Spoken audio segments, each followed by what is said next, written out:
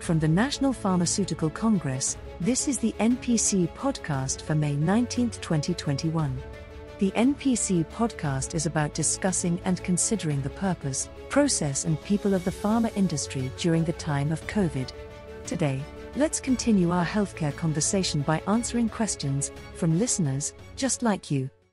This program is presented in cooperation with Imprez, Canada's next-generation commercial partner.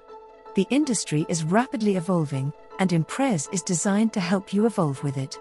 Learn more about Imprez tailored best-in-class solutions at www.imprez.com. On today's NPC podcast, our guest is Gordon McCauley, the President and CEO of adMare BioInnovations in Vancouver. Your host today is Peter Brenders. But first, from our state-of-the-art podcasting facility in Toronto, here is Mitch Shannon, the CEO of Chronicle Companies. Leona, thanks for that state-of-the-art introduction. So what does it mean to be an innovator? Innovation is one of those words that's easy to use and often impossible to deliver on. Innovation takes talent, vision, commitment, and never forget, somebody's cash. Gordon McCauley of adMare BioInnovations creates new companies.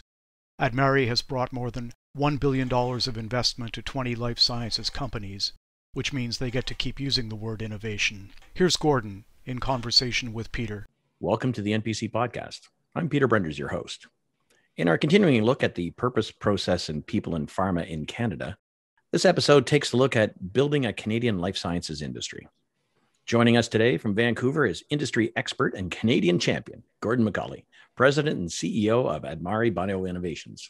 Welcome to the NPC podcast, Gordon. Thanks, Peter. Delighted to be here. Okay, let's start with the question our listeners just had when hearing that intro. adMare what?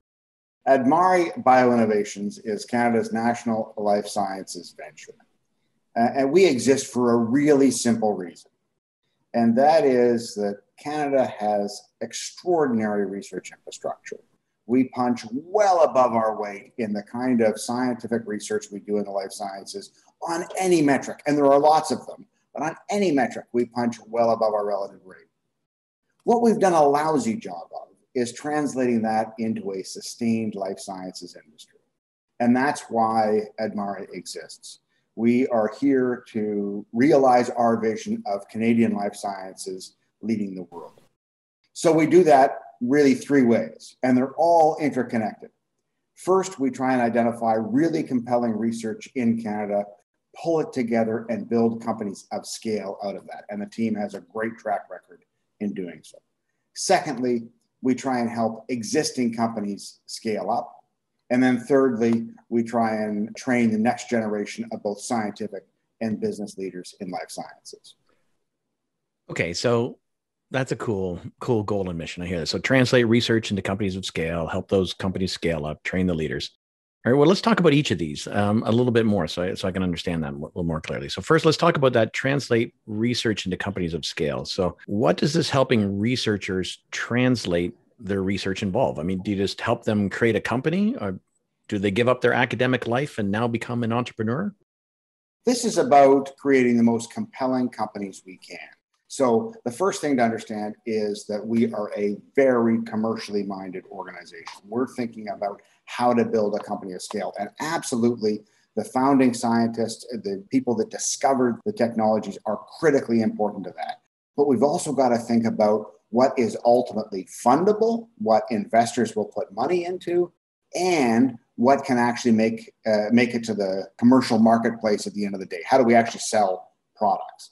So we have a team of experts here in Vancouver and in Montreal who have really compelling track records of identifying early science and building it into a company, adding all the pieces that are necessary and taking it all the way to the marketplace. There aren't many organizations in Canada where every person on the leadership team has been involved in taking something from the proverbial bench to the bedside. What are your definition or your metrics for upscale? Is this a jobs metric? Is it a financing target, lab space? I believe deeply that for us to succeed as a country in life sciences, We need to approach every company with the attitude that we want it to grow and exist and be a fully integrated company in Canada. Now, look, I'm not naive. Obviously, that's not going to happen every time. But it's really important as a business philosophy that you start with that perspective in mind. It's much like everybody says in developing a drug, you start with the label in mind and understand what is actually going to be approved at the end of the day and work back from that. It's the same thing with a company.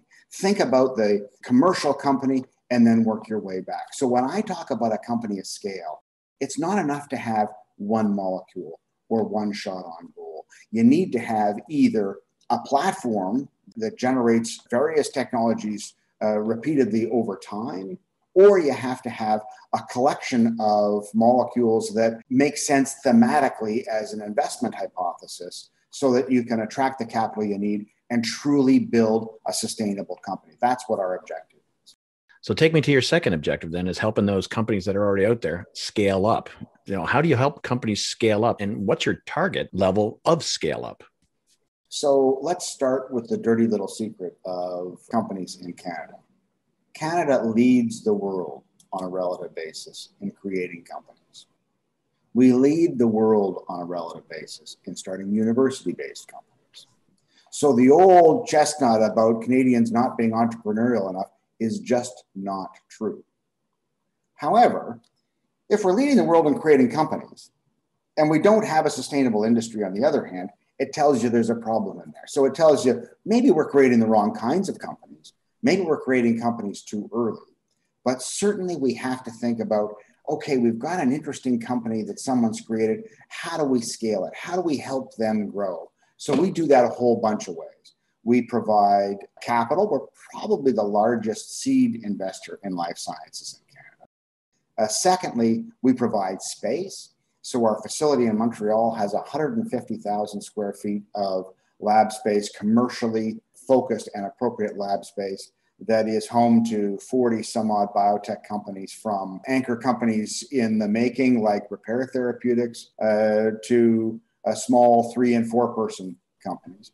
Our facility here in Vancouver has 40,000 square feet of purpose-built laboratories, some home to our own proprietary labs, but also to about 10 emerging companies.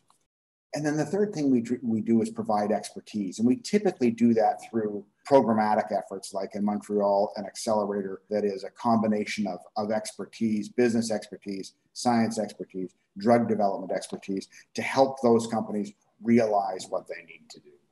You're listening to Gordon McCauley, President and CEO of adMare BioInnovations. Okay, so you're going to help these companies scale up. But let's not kid ourselves. I mean, won't they simply be bought by those cash-rich global companies looking for new assets? I mean, it seems to have happened in every other industry. Why do we think it won't happen in life sciences? Nobody said it won't happen. In fact, there are a lot of cash-rich Canadian companies today as well. I think the objective is to build companies and allow them to scale and help them put down roots in Canada. Over time, as I said earlier, I'm not naive. Obviously, some of those companies are going to be bought out. There's two things I think we want to think about from a public policy perspective. The first is, do we create enough of a foundation of that company in Canada that the expertise exists so that the company stays here? The reason that Amgen exists in Canada and has a research enterprise in Canada is that there was a large cadre of truly qualified, globally relevant researchers here that refused to move. The companies that Amgen acquired actually ultimately stayed in Canada. The second thing we need to do is think about, how do you help those companies put down business roots here in a way that makes it hard for them to move? The technical term is, how do you make them sticky? Maybe that's around biomanufacturing that we've heard a lot of talk about. Maybe that's around specialized expertise or specialized infrastructure, such as a company called adMare that we recently created in the radiopharmaceutical space that takes advantage of Canadian leadership in radiopharm and Canadian infrastructure in radiopharm that makes it increasingly less likely that a company would leave here. We're not naive. Obviously, some of those companies are going to go other places, but you want to see two kinds of outcomes. You want to see sustainable companies in Canada that stay in Canada, and you want to see companies that, even if the ownership ends up somewhere else, the mind and matter and drive of the company stays in Canada because there are elements in Canada that keep it here. That's a good setup to your third pillar now that I'm thinking that through, because we're talking about people really at the end of the day. That stickiness is there, and training your leaders, I'm sure, then must be part of the adMare plan. So tell us about your efforts on this one.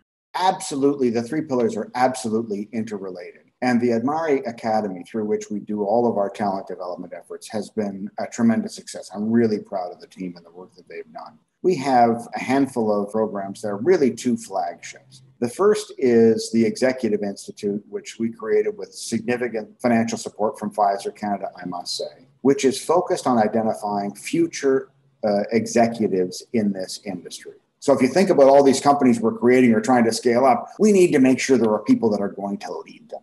And one of the challenges, if you don't have that industry today, is you have a reasonably limited universe of prospective C-suite people.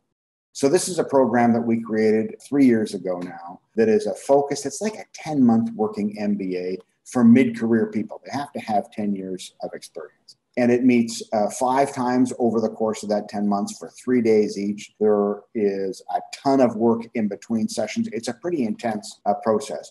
We do it in partnership with the Center for Creative Leadership in North Carolina, which is consistently ranked number 1 or 2 in the world for leadership training. And so we've just graduated our 3rd cohort. We're about to launch a recruitment for the 4th cohort, and it's been a tremendous success. One of the other things that I'm really proud about with that program is that when we started out, we said that it would be 50% men and 50% women, and it would broadly reflect the diversity of Canada. And if I'm being honest, Peter, every time I said that before we actually recruited the first cohort, I thought to myself, oh man, I hope we can actually pull that off. And I think the reason it was easy is that we said so. We said we were going to do that. And we made it okay for all sorts of people who might not otherwise have felt comfortable applying. And absolutely among the best graduates are the women or the diversity candidates. It's really exciting. How many cohorts have you run through your program there, Gordon? We've had 3 cohorts, and there's a maximum of 20 a year. Thinking right now we might expand it a little bit, but it's really important that it's full of high quality candidates, because that network and how they work together is critically important. Are you tracking where they go after they come out? So, I mean, it's only been a couple of years since those first graduates have come out. I mean, what's the metric you're looking back at? Leading companies, the C-suite roles? Our metric right now, quite candidly, is the number of graduates. We are tracking over time, and we're really excited to see we've had a number of candidates promoted into the C-suite since they graduated from our program. We've had a number of candidates who are quite prominent today. It's a tremendously successful program. And one of the reasons I know that, obviously the participants tell us so, we see what happens to them afterwards, but I also see the applications. I'm not involved in the selection process, but we see consistently the number of applications has grown every single year.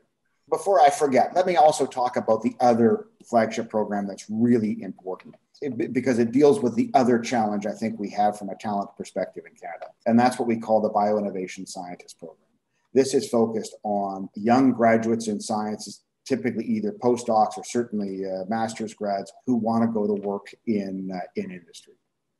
But if one just finished their doctorate and wanted to go to work in industry, and you entered into your favorite search engine, industrial training for life sciences in Canada, postdocs, you get 211 million hits. So the average postdoc has no idea about which of those programs are scientifically valid, and once they figure that out, in what order do they take them? So one of the things we did very early in the pandemic, we got lucky, frankly, we had been planning to do this for a while, and we just accelerated because of the pandemic, was to first take a group of scientific experts and get them to rank a collection of those available programs, and then a collection of pedagogical experts and say, okay, from a learning perspective, how do you organize these? And we put them into 3, they're basically 1 year that a postdoc or a master's grad can get qualified training for industry. There's a report that was just done by the Center for Canadian Academies called Degrees of Success. And it looks at postdocs in Canada. 25%, just 25% of postdocs in Canada work in industry. And here we have an industry that's desperate for those kinds of people. If you look at the announcements, the funding announcements over the course of the last 6 or 8 months, there's over 1,000 jobs there, typically for those postdocs. So this program is designed to take highly qualified people from the academy who want to work in industry and give them the commercial perspective necessary for an industry application. And it has been outrageously successful in the uptick. We did a pilot at the start of the pandemic that sold out in 3 days, and we hope to ramp that very aggressive. You're listening to the NPC podcast. I'm Peter Brenders, your host. Okay, so let's talk a little bit more about the pandemic then. Let's build on that thought. So has that created new demand on adMare expertise? I mean, is it just everyone's hunkering down and they need sort of more support, or has it been quite the opposite? It's just become too difficult for companies. Like, give us a insight in terms of the pandemic effect. I think we've seen a couple of impacts some that are quite helpful, some that are quite concerning. The helpful ones, obviously, investors are paying a lot more attention to this space. The amount of venture capital that's come into Canada or into the United States in this space has been record-setting at levels we've never seen before. The part that I worry a little bit about is that it's a little bit of a tale of two worlds, right? You have the highly successful ones attracting lots of capital, and the smaller ones who aren't necessarily in trouble today because they've had capital invested in them, but the pandemic has slowed down clinical trials for sure, except in the most extreme or most desperate kind of situations. And it's made it harder to advance through the pipeline of drug development. I'm concerned that there are smaller, more emerging companies that are going to have capital troubles in the not too distant future. And we're certainly here to respond to that. So that's interesting. I mean, we saw the federal government for the first time in, well, I can remember, throw like $2.2 billion into life sciences. I mean, for the government to even use the word life sciences or phrase life sciences in a budget has been kind of groundbreaking. And so I'm thinking about that in the context that life sciences has generally been neglected for years, for decades in Canada, in fact. So do you get a sense that this new environment for innovations in health is going to be sustainable, that this momentum that we're seeing coming out of the pandemic is going to last, or will Canada revert back to old ways? My sense is that we have absolutely changed. We have seen outrageously large investments, as I mentioned, record-setting, not just at the federal level, although predominantly at the federal level. We've seen the provinces engage fairly substantively as well. And when you look at where that multi-billion-dollar investment is focused, it is in areas that are going to make a substantive difference. So in the Strategic Innovation Fund, which has been used to invest in stem cell, invest in Accelera, invest in Sanofi, and in other places to create the kind of sticky features that I was describing earlier in Canada. You look at the substantive investment in Genome Canada, which has had a terrific track record, but it wasn't just Genome Canada, it was an increment above the $350 million, I think, was invested in Genome Canada. There was a significant increment above that to really knit together the genome enterprise, to really make it globally leading enterprise. And we were very flattered to be included there with fairly substantive funding over the course of 4 years to continue the work that we do and to address some of the issues that we've been talking about today. So some of that funding for those companies that might be missed, and also that talent development work, which is incredibly important. So the solution, though, can't be all on government in terms of just putting more money out. It could be, where do you see, or how does the industry itself need to lead to sustain this momentum? In many of the ways that the federal government has invested here through this budget, they are expecting a significant industry multiplier. So if you understand the Strategic Innovation Fund, for example, it's absolutely a partnership fund that's more than just matching. There's a requirement that private sector investments more than match the government. If you look at the work that we've done, so the federal government has to date invested about $100 million in adMare before this budget, and we have generated almost $1.5 billion worth of private sector capital investment into the kinds of companies that we've helped create or fund. We've seen significant growth. I mean, the companies in which we have invested are worth about $2.5 billion. Again, I want to give them credit. They're making significant investments, certainly in the basic research in areas where there wouldn't be commercial participation, but they've also put money on the table and said, but only if there's really going to be private sector engagement there. Which brings me to the answer to your question.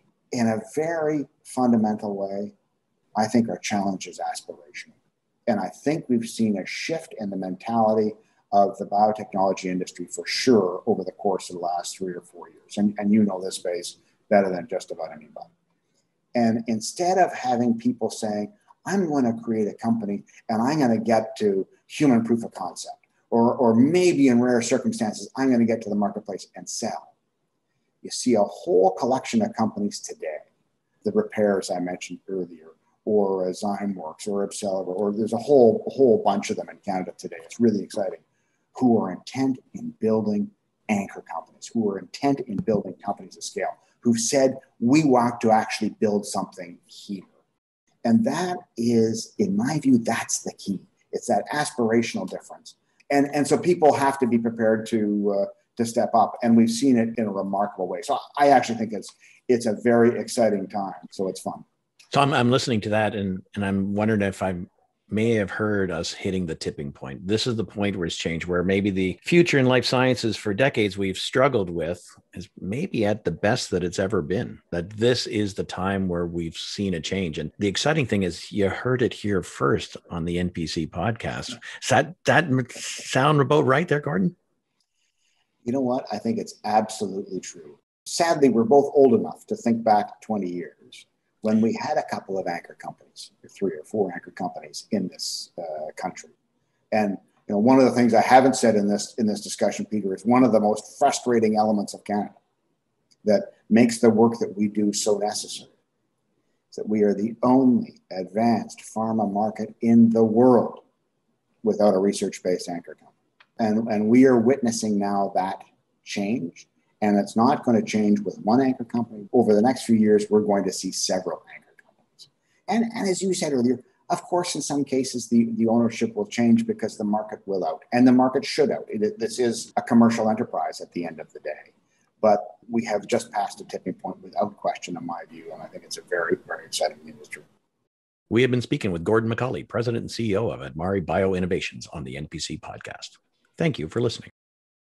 Thanks, Peter and Gordon. Next time, we'll ask them to perform their hit recording, World Without Love. Until then, you can learn more about adMare at admarebio.com. That's admarebio.com. Any comments or suggestions about today's discussion, send them to us by direct message on Twitter at 2021NPC, or fire off an email to health@chronicle.org. If you're seeking added notoriety, attach a voice clip to your message, and you might hear yourself during an upcoming episode. You can also leave a message on our comment line, which is always open at 647-873-6995. If you're looking for past episodes of the NPC podcast, find them on Apple iTunes, Google Podcasts, Stitcher, Spotify, or wherever you get your podcasts. The NPC podcast is presented in cooperation with Imprez, Canada's next generation commercial partner. Visit them at www.imprez.com. I'm Mitch Shannon of Chronicle Companies. The producer is Jeremy Visser. Aria Empakaras is the assistant producer. The announcer was Leona Domino. The musical theme is performed by the NPC Podcast Orchestra under the direction of Maestro Zubin Milbrook. Stay safe until next week, when we'll talk to you again on the next NPC podcast.